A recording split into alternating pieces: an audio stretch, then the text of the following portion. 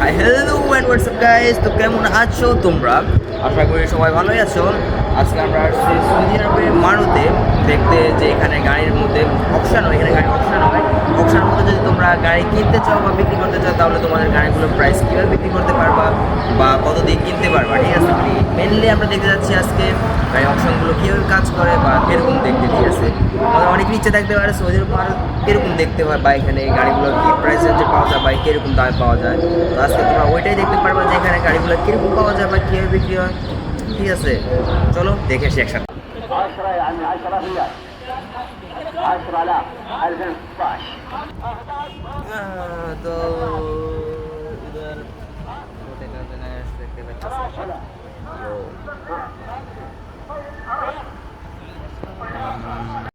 Start हो गया।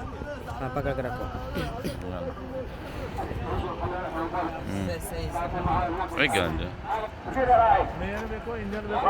चलो हम दिखाते हैं हमारा मैं জিনিসটা এখন চেষ্টা করো আপনাদেরকে ঘুরিয়ে ঘুরিয়ে দেখার জন্য এখানে কীরকম গাড়ি উঠছে, বা আমি দামগুলো ওরকম দেখাতে পারবো না, কারণ হচ্ছে মনে করো যে এখানে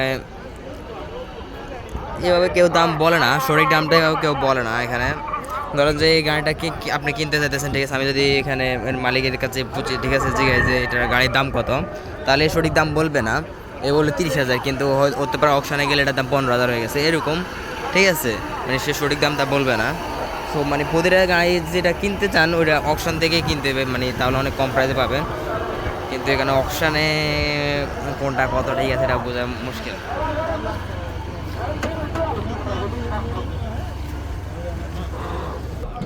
গাড়ি কিনতে হলে প্রথমে আসবেন, ঠিক আছে? যেমন কি গাড়িটা এখন অপশানে উঠছে, ঠিক আছে?